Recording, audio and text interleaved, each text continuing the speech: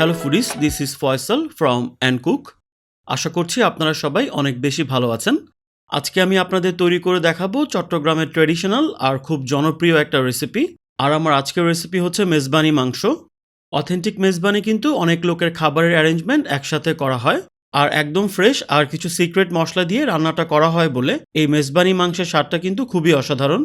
So authentic মেজবানের স্বাদটা আপনারা যেন সহজেই ঘরে বসে পেতে পারেন, আজকের রেসিপিতে আমি আপনাদের সেটাই দেখানোর চেষ্টা করব। সো আর কথা না বাড়িয়ে let's go to my kitchen and cook. আজকের এই রান্নাটা করার জন্য আমি এখানে 2 কেজি মাংস নিয়েছি। নর্মালি গরুর মাংস দিয়ে কিন্তু এই মেজবানি মাংসটা রান্না করা হয়, আর এই রান্নায় দেখা যায় গরুর প্রায় সব অংশের মাংস যেমন হাড়, চর্বি, কলিজা, ফুসফুস ইত্যাদি ব্যবহার করা হয়। সো আজকে আমি এখানে হাড়, চর্বি সহ মিক্সড মাংসটা দিয়ে এই রান্নাটা করব। তবে আপনারা চাইলে খাসির মাংস দিয়েও এটা রান্না করতে পারবেন।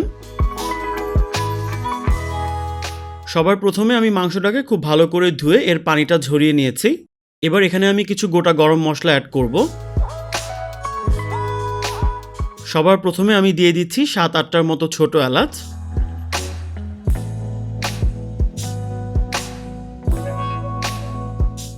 4টা তেজপাতা দিয়ে দিচ্ছি,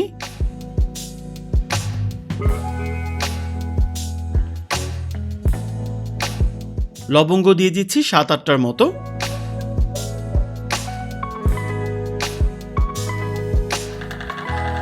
দেড় ইঞ্চি সাইজের 3টা দারচিনি দিয়ে দিচ্ছি, পেঁয়াজ কুচি দিয়ে দিচ্ছি প্রায় 1.5 কাপের মতো।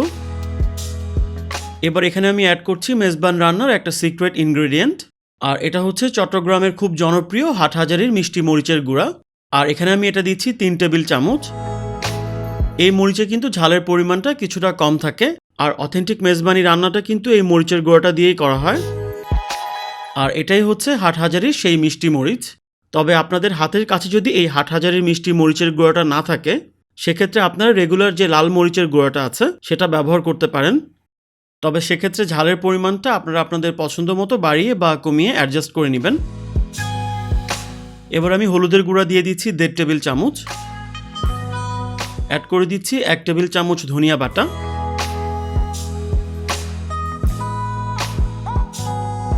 সেই সাথে 1.5 টেবিল চামচ দিয়ে দিচ্ছি জিরা বাটা। আপনারা চাইলে কিন্তু এখানে বাটা মশলার পরিবর্তে গুঁড়া মশলাটাও ব্যবহার করতে পারেন, তবে বাটা মশলার রান্না কিন্তু সবচেয়ে ভালো হয়। এবার এখানে আমি আদা বাটা দিয়ে দিচ্ছি 2 টেবিল চামচ,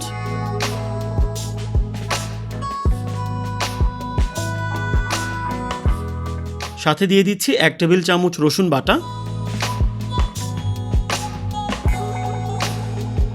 এবার আমি এখানে অ্যাড করে দিচ্ছি 1/2 টেবিল চামচ বাটা মৌরি, আর অনেকের কাছে এটা মিষ্টি জিরা নামেও পরিচিত। 1/2 টেবিল চামচ অ্যাড করে দিচ্ছি পোস্ত দানা বাটা, আর এখানে কিন্তু আপনারা চাইলে পোস্ত দানার পরিবর্তে সমপরিমাণ নারকেল বাটাও দিতে পারেন। এবার আমি এখানে দিয়ে দিচ্ছি 1 টেবিল চামচ সাদা সরিষা বাটা,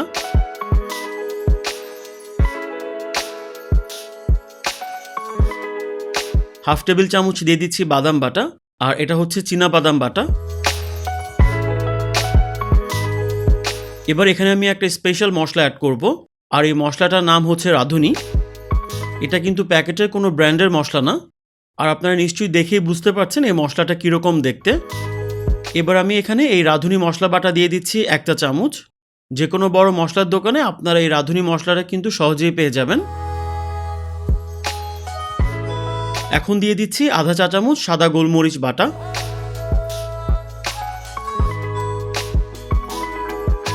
সেই সাথে দিয়ে দিচ্ছি 1 চামচ কালো গোলমরিচ বাটা। তবে আপনারা চাইলে শুধু কালো গোলমরিচটা দিয়েও এই রান্নাটা করতে পারবেন। এবার আমি এখানে দিয়ে দিচ্ছি 2 টেবিল চামচের মতো লবণ। লবণটা আপনারা আপনাদের স্বাদ অনুযায়ী দিবেন। এবার আমি এখানে অ্যাড করছি এই রান্নার আরেকটি ইম্পর্টেন্ট ইনগ্রেডিয়েন্ট, আর এটা হচ্ছে সরিষার তেল। আর মেজবানি রান্নার সময় আপনাদেরকে অবশ্যই সরিষার তেলটাই ব্যবহার করতে হবে, অর্থাৎ শুধুমাত্র সরিষার তেল দিয়েই এই পুরো রান্নাটা হবে।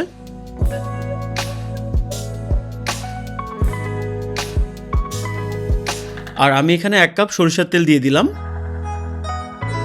এবার সবগুলো মশলার সাথে মাংসটাকে খুব ভালো করে মিশিয়ে নিতে হবে। মনে রাখবেন, আপনারা যত ভালো করে মাংসটাকে মাখাবেন, এই মেজবানি মাংসের টেস্টটাও কিন্তু তত বেশি ভালো হবে।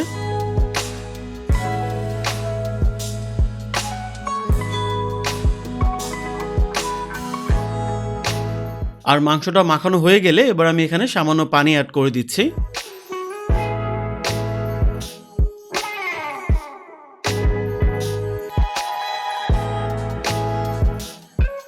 এবার মাংসটাকে আমি চুলায় বসিয়ে দিয়ে রান্নাটা শুরু করব। সবার প্রথমে আমি মাংসটাকে কিছুক্ষণ কষিয়ে নিব।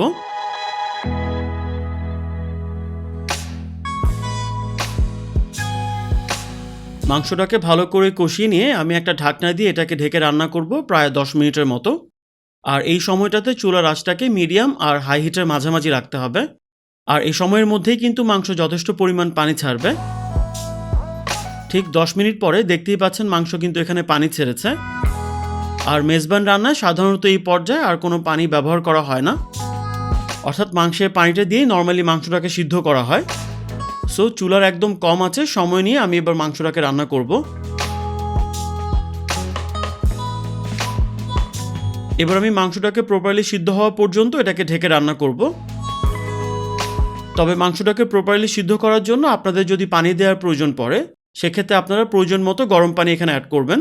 আর খেয়াল রাখবেন ঠান্ডা পানি কিন্তু কোনো অবস্থাতেই এখানে ব্যবহার করা যাবে না। আর মাঝে মাঝে আপনারা ঢাকনাটা তুলে মাংসটাকে সামান্য নেড়েচেড়ে দিবেন। আর খেয়াল রাখবেন যেন মাংসটা পাতিলের তলায় লেগে পুড়ে না যায়।